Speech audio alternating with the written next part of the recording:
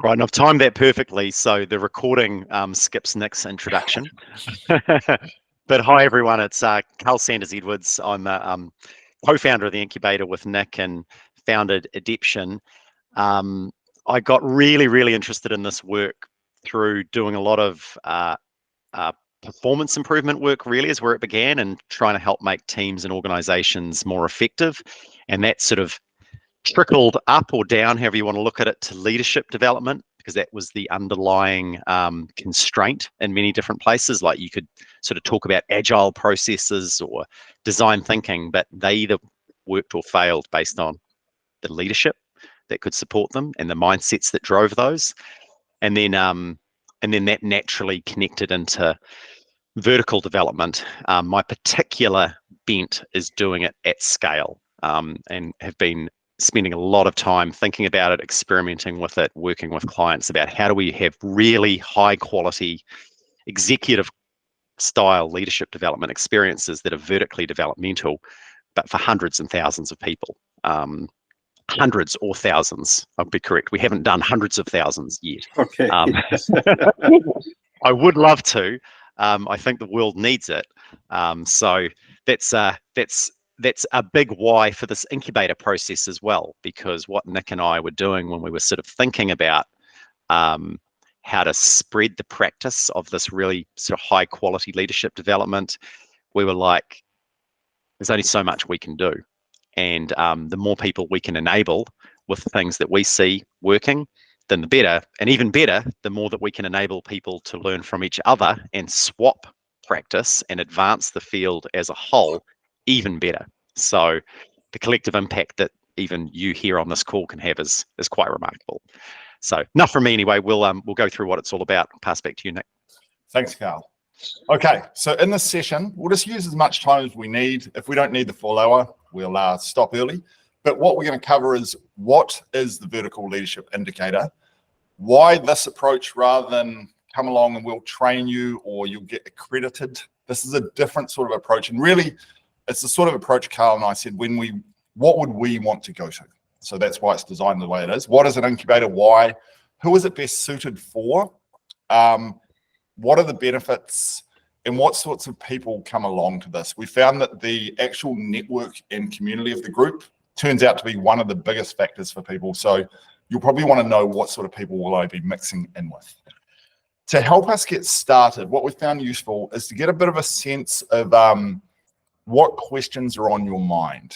So you've given up an hour of your life, come along to this, you've obviously got something on your mind. What is it that you would like to know? So if you could just put that in the chat. It could be beyond what I just described there, the what and why.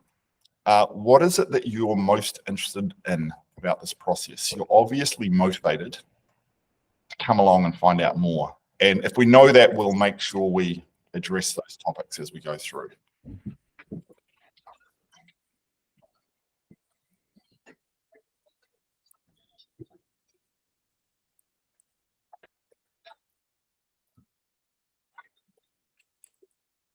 So just put in the chat any specific questions you've got, and we'll make sure we cover them off.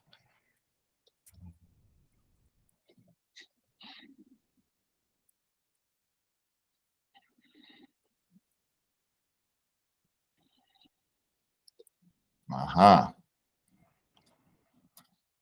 Okay.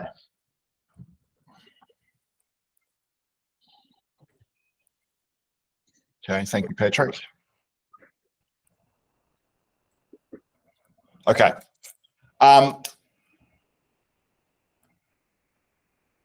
Okay, that's good. People asking questions about vertical development. All right, so this will just lead us into one very short question, which is, how much do you know already about vertical development, adult development? And this will just help us inform how much we need to sort of unpack that. So on a scale of 0 to 5, if 0 is, this is a new term for me, 3 is like, I know it, I've read some stuff about it, 5's like, I use it quite often in my coaching or designs or work. Where would you say your vertical development knowledge is at the moment? From 0 to 5. And you can, yeah, just put a number in the chat, would be good. Thank you.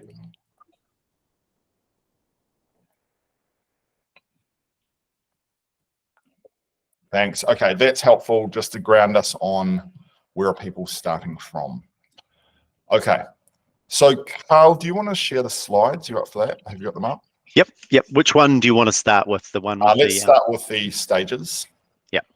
Okay, so just to get us all the same baseline. So where I first learned about this was I was doing lots of leadership development, skills, competencies, all of these things, and it was sort of working.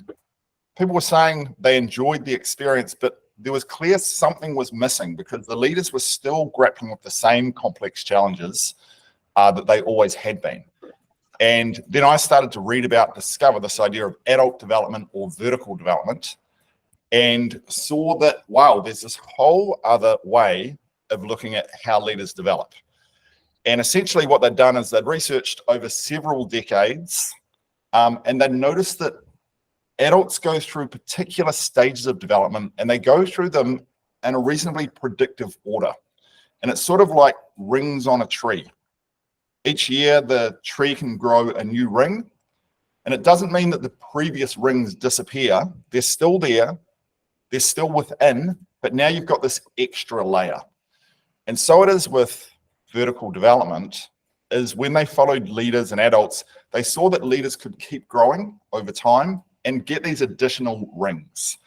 And so some of the early ones are quite me-centric. It's about self-focus. Diplomat is very much around fitting in, conforming, just wanting to be part of. Expert is that stage in your life or career when you really want to master everything. You want to be the expert in your craft, have all the answers, know everything about leadership development or law or finance or whatever your topic area is. You want to be the expert. People go beyond that when they start to realize it's also about outcomes and results and achieving and delivering. And that can be a very motivating phase for people. And that's where a lot of the leaders you'll deal with, that we deal with, are at. They're in this achiever mindset.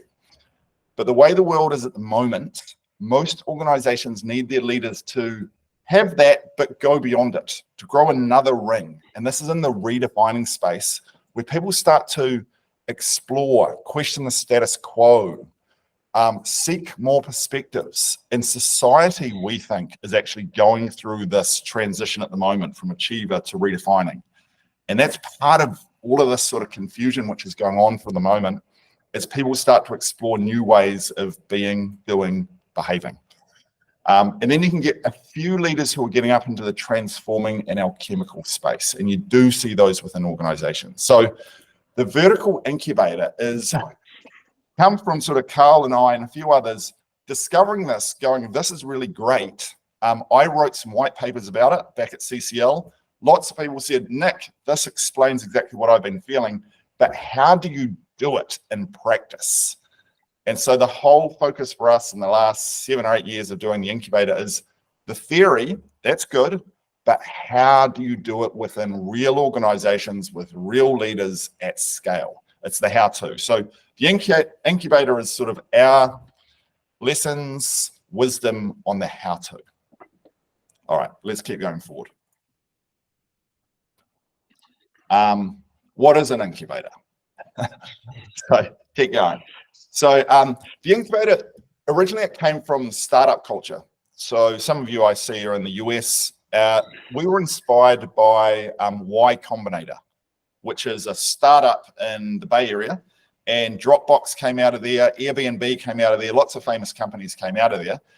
And they said what happens is startups come along, they've got a nascent idea which they want to blow up and make bigger. And you come along and you build your idea basically with other people in the room from other companies, and you're all building together. And you've got some mentors in some room, coaches, people who have done it before. There's some famous mentors there, and they'll give you advice, and you'll pitch your ideas, and you'll bang up against, you'll see what everyone else is doing. And we thought, that's what we want to do in leadership development. We don't want to go along to an accreditation and sit there while someone lectures us. We want to build. And we also knew from learning theory, that's how people grow their capabilities, through doing things, through creating.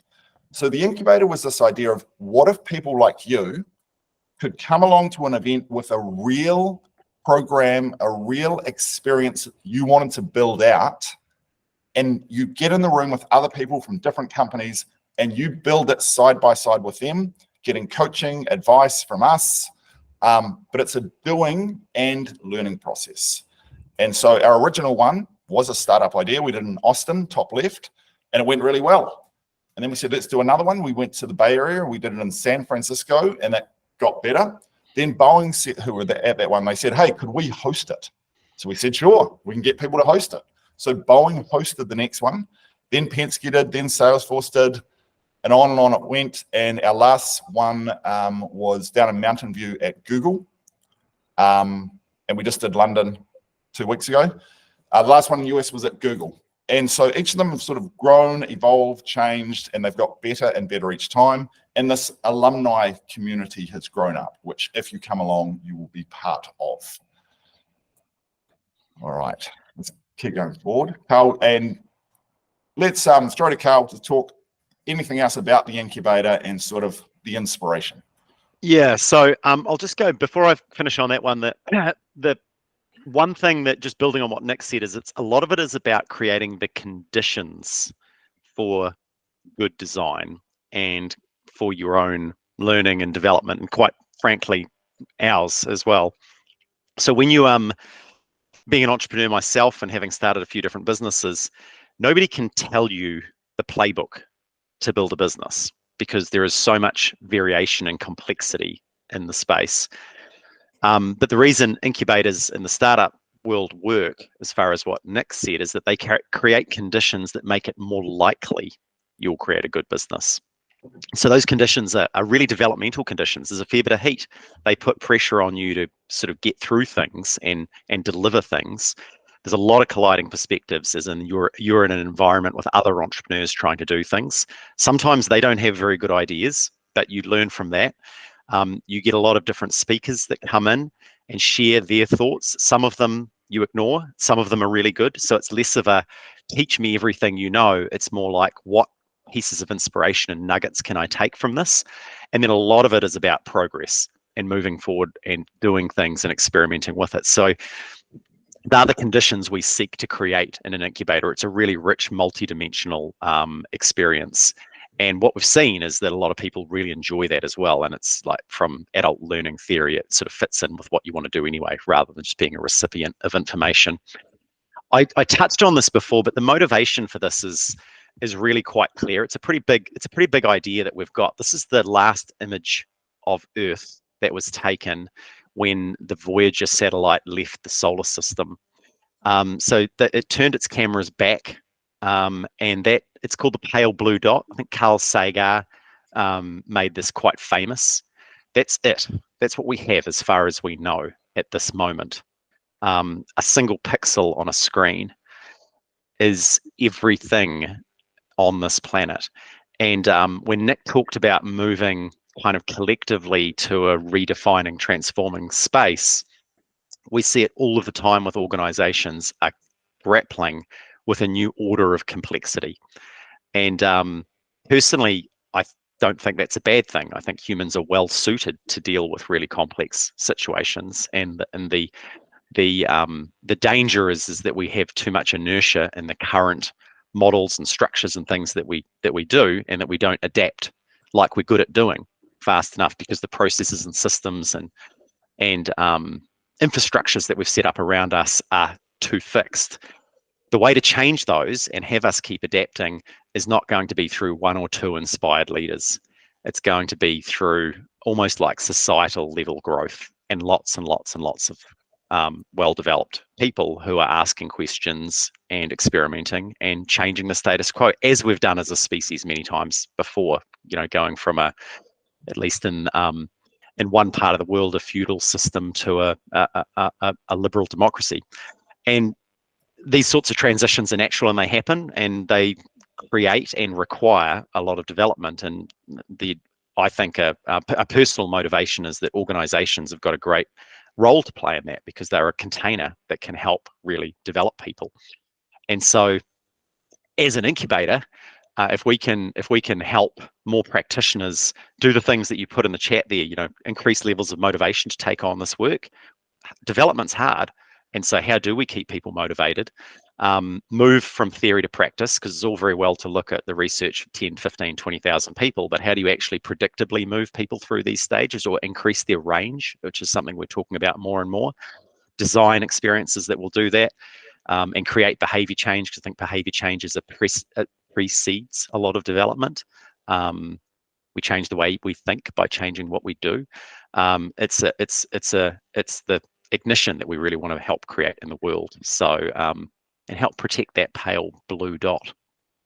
The comment here about what you get from the incubator, I think Nick talked through most of these points, so I'm just going to move through them pretty quickly.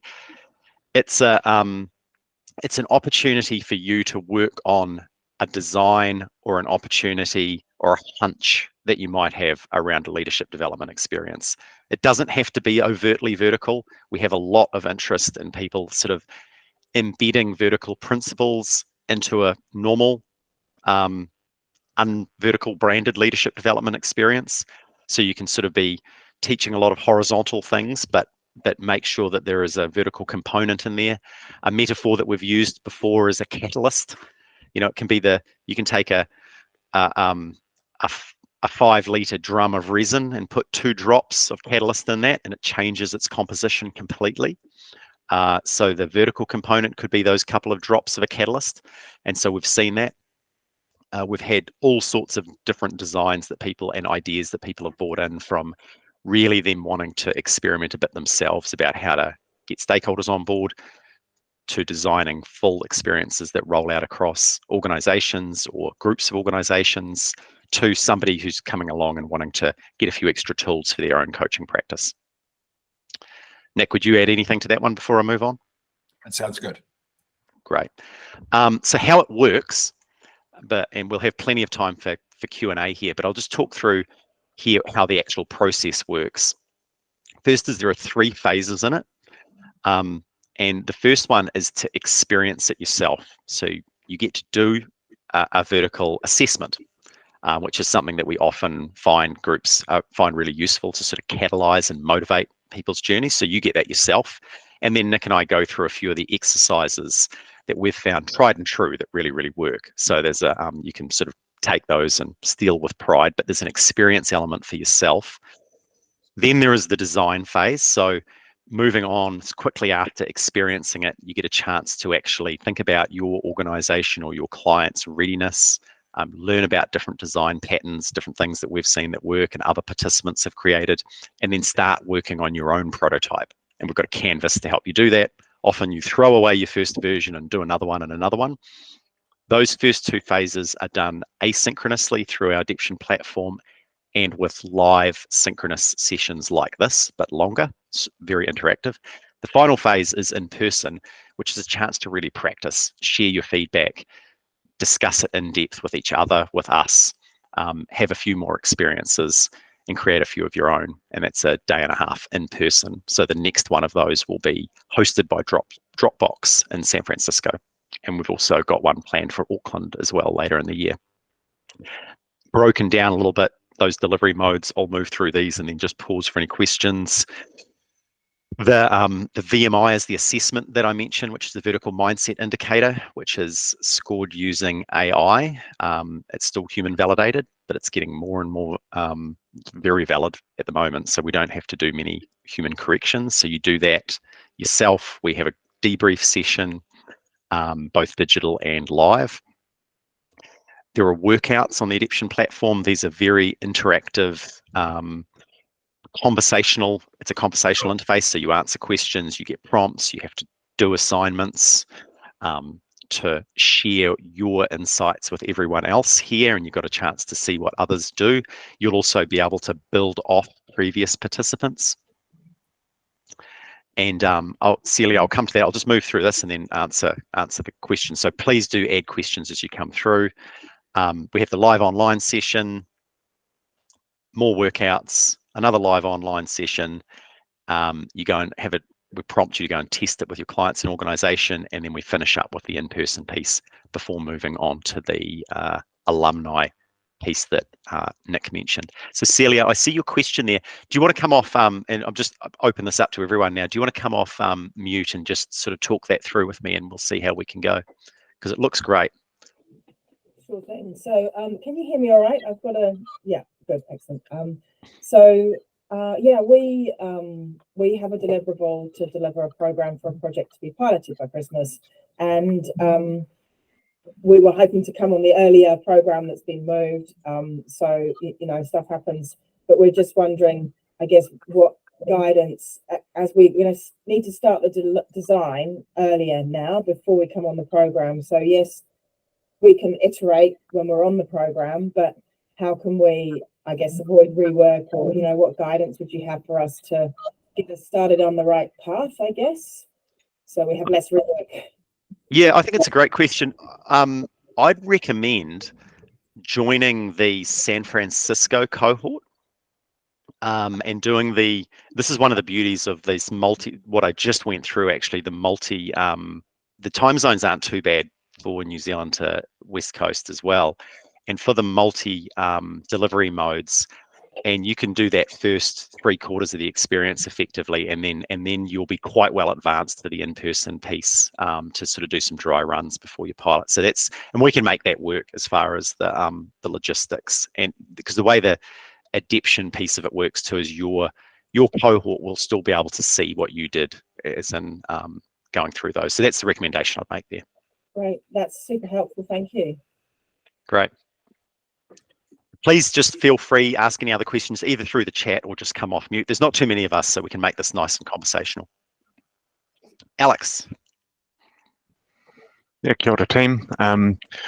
First of all, I love the framework. I'm a big fan of the framework. I've sort of recently had a little bit more exposure to the theory. I'm curious to know, from the incubator side of things, you've mentioned that there's quite a big focus on the design aspect. I'd like to know, I suppose, the other piece is obviously delivery. Do you have anything around delivery, or is this more focused purely on the design aspect? Probably two parts to that. Maybe Nick, if you mention what we do on delivery, it's a really good question. It's come up actually just with the last London one as well. With the delivery one, Patrick's got to drop in 2 minutes. So Roland, no, Roland's gone. So San Francisco starts, the virtual pieces will start within a couple of weeks, and the in-person dates are the 7th and 8th of September. Anything else, Patrick? You good? For the moment, yes, thank you. Just reach out to us with any questions. Thanks. Sorry, back to you, Alex. I'll get Nick to answer that first, and then we do have some follow-up pieces which are specifically around delivery, which I can talk to, but if Nick mentions what we do in the sessions. Yeah, so in the sessions, we'll be doing activities, exercises, which are the sorts of ones you would do with a group of leaders. So we'll give you tools and we'll go through the experience. So one of them is the transformation cards, which is how do you introduce vertical development to a group of leaders who have never heard about it before? And what we found is the best way is, rather than teach them, give them an experience. So we'll do things like, we will have the experience in there. We'll talk about how you deliver it, sorts of questions you get asked, what the experience is like for people. And so you can build it in. And then Carl can talk about some of the explicit offerings around how do you facilitate really well around this. Yeah, so it's a follow-on thing, and you don't have to do the incubator, I should say, to do this. But one thing that we've found with practitioners is that question comes up a lot, and so we've got an experience. We call it elevating group development, but it's for practitioners around facilitating and running group rather than one-on-one coaching. So it's very focused on group coaching experiences and the techniques to use so that it's kind of vertical at the core. We often don't label it as such, but lots of techniques and processes are practiced and shared around how to tap into lots of colliding perspectives, for example, how to move people to behavior change. So how to weave a lot of behavior change science and behavioral psychology into your designs and the way that you facilitate, so that people actually go and take the on-the-job action, do those heat experiences, and then come back and reflect on what they learnt in the presence of others. And we've got some design patterns and facilitation patterns that we've used a lot that do those very explicitly, and so you can learn how to do those. So that's it's, as I say, you don't have to do the incubator first to do that. We've got dates, and I can share, or Matt can, who's on this call, can share you the upcoming dates for that one. But that's the one I'm actually already on the current one with Dan. Oh, Dan. Okay, so that's the one. Curious to know how they kind of link together, but yeah, and I guess from a design perspective, that was almost the piece that was kind of missing for me, because there's a little bit of design in there, but it was, I think the stretch for me is going to be going beyond just design and actually, delivering the thing. The two, it sounds like if you're on that with Dan, the two do work together well. So Yeah. we go way deeper into like design of vertical experiences and sort of do some different activities than what you do in that as well. So you're well covered. I should have read your face there when I started talking. I saw a hint of like recognition when I said that. So.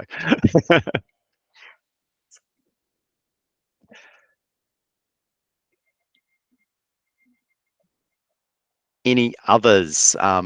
Kristen up there in Minnesota, not to put you on the spot, but just if there's any other queries or comments that anyone's got. I'm just enjoying listening, to be very honest today. I'm new to this and showing up with curious mindset. So thank you for asking. My pleasure. I think the other thing is people often ask who comes along to these events. So they're quite curious about, who's going to be in the room? Are there people I'm going to be comfortable with? What is the feel of it like? Where are they from?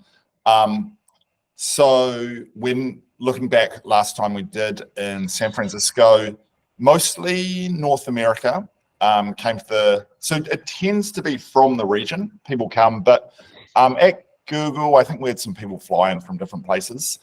This one will be in Dropbox, so it's in the Bay Area. It is likely you can guarantee it's going to have 3 or 4 people from Dropbox. So there'll be sort of the tech side of things in the room.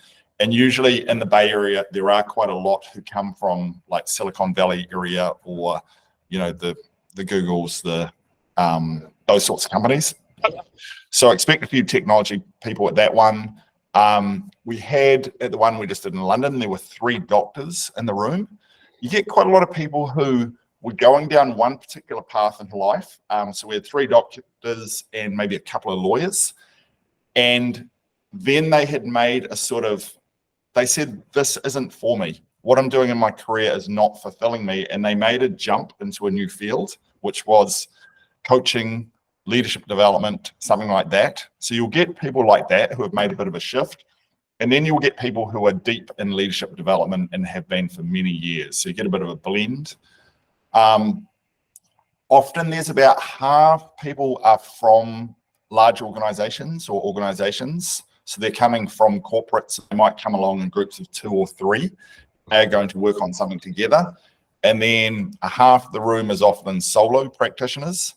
And they might be coaches, consultants, people who do leadership development for their own business. So there'll be a blend like that. It's very open. People don't sell to each other or anything like that. They're very interested in just connecting with each other.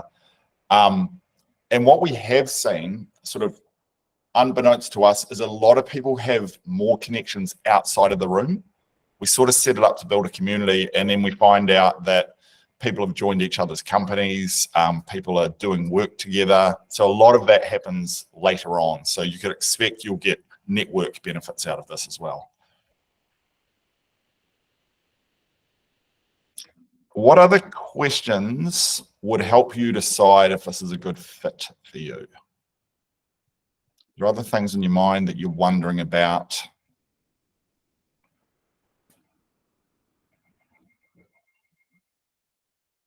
Okay. And that Good question, guys. Yeah. Kiara, this is Brian. Right. Curious, in action after the incubator, for example, getting to the idea of scale that you mentioned, how do practitioners then typically use it in their day to day? And I'm curious too, since I work in the government, I could do it in my organization, maybe some other government organizations. Bottom line, how does it look like in action after the incubator? Thanks.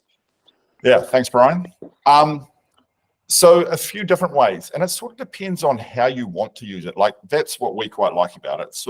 It's very customized to what do you want to do, we'll help you do it. So some people come out probably on the spectrum. Some people are going to use it in their coaching. So they're like, I'm an executive coach and I want to understand this, be able to coach through a vertical lens, and maybe have one or two assessments I can use to help people assess at what stage they tend to operate from. So coaches will use it. They might get accredited in the VMI or other tools. They'll start using it one-on-one in their coaching conversations. Other people, they build a program while they're in the incubator, and they go out and they start running that program within their company. So we see a lot of programs which are happening now, just like Airbnb, Dropbox came out of the incubator. There's quite a few programs out there around the world now which came out of the Vertical Incubator and now being run within organizations.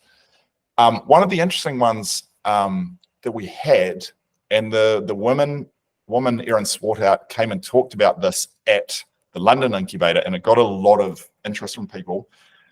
Over the past several years, she had brought in vertical development into her organization, which is a big Fortune 500 in the US. They had done it covertly. So she'd never mentioned the word vertical. She'd never mentioned adult development. She hadn't used the stages or assessments. She had just started creating the conditions, and it wasn't a program. It was just every opportunity they would bring in these vertical conditions and vertical exercises. Every leadership conference of the top 150, they would do exercises around the business that look through a vertical lens, but they didn't call it that. In the meetings, they started to use vertical practices. And and I've been with them for 7 years, and you can see the CEO and the executive team, how they're different now, and you can see it throughout all of their leadership. And only this year, for the first time, did they bring it in overtly and started doing the VMI and other assessments. She told that story in London, and people absolutely loved it. So that's another way, is sort of just to build it into the ecosystem, the culture of your organization. I'll just add one little thing there too, Brian. I see you're in work with government departments. We've actually had last year's incubators. There were 2 or 3 different government departments that did sort of what Nick was mentioning, designed experiences or even RFP, things that went to RFP within the incubator process. And now those are rolling out, and they're very different to what they would have been if they hadn't been in through an incubator. They're not labeled vertical leadership development experiences. They're just for the audience, that the leadership populations, management populations. But the way that they designed them, the way that they asked for vendors to respond, is quite different than what it would have been. They wanted to create conditions. They wanted a lot of create conditions of colliding perspectives, a lot of on-the-job action that pushes people into doing the things that maybe they're avoiding doing, and holding people accountable for that. I go back to the behavior change point that was in there as well. So although they're still a program that may take 6 months and cohorts of people move through it, the underlying sort of bones of that design are quite different because of the incubator experience and what the participants who created those designs learnt and were inspired to do. Great, thanks so much. Nice. All right, anything else on people's minds?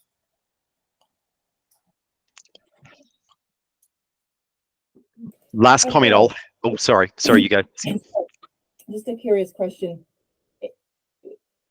I know as leadership development practitioners, we're all trying to walk the talk, right? But in your experience, the people who get the most out of the program, what attitude and mindset do they bring that really help them get the most out of the program? Yeah, I'm picturing a few people who have been through. One, they come really wanting to, what's the right way to say this? engage with others. Like they just use all the time to keep learning. So, I watch them in the breaks and they're like speaking to lots of people and they're, not over the top. Everyone's pretty chill, but they're like constantly engaging and building relationships. Because it turns out those relationships keep going afterwards. So certainly that they come in with an actual thing they want to build. Occasionally people come in and they're like, either I don't know what I want to build, or I'm not going to actually follow through and do stuff beforehand. I'm just going to turn up on the 2 days. They get less. The people who actually start going from the start and start, going through the workouts, doing their design, doing the assignments, they get a lot more from it. So probably the ones who are committed and they come in and they really engage and learn a lot from the other participants in the room get most.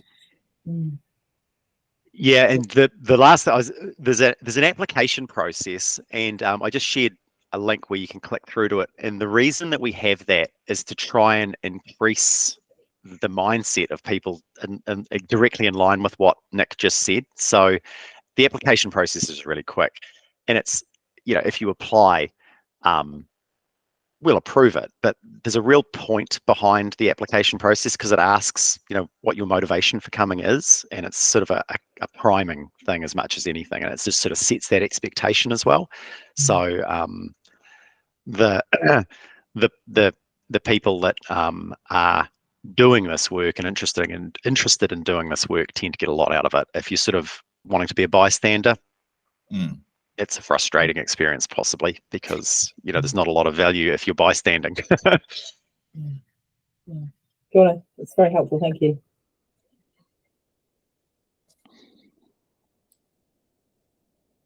All right, Pamela, anything you're wondering? No, I think everything has been very helpful. My one question I did have, you actually answered, Nick, about like who's really in the room and like what type of people attend and join these types of programs. So that was very helpful. Thank you. Oh, good. Where are you located, Pamela? I'm in San Francisco. Ah, so easy. Not too far from Dropbox. Oh, right. Okay, cool. Oh, that's good. That's good. Yeah, so there'll be there'll be people in that field, and then there'll be people from outside of it. Awesome. Cool. All right, I'll just show a couple of visuals. Just in terms of the dates, Carl just shared before. Sorry. All right, so San Francisco, these are the face-to-face dates, but as Carl pointed out, there's the workouts beforehand and the virtual sessions beforehand, but those are the dates we would be face-to-face. And then in Auckland, November 23, 24, with work happening beforehand as well. Okay, the application is in the chat. Carl just put it in before.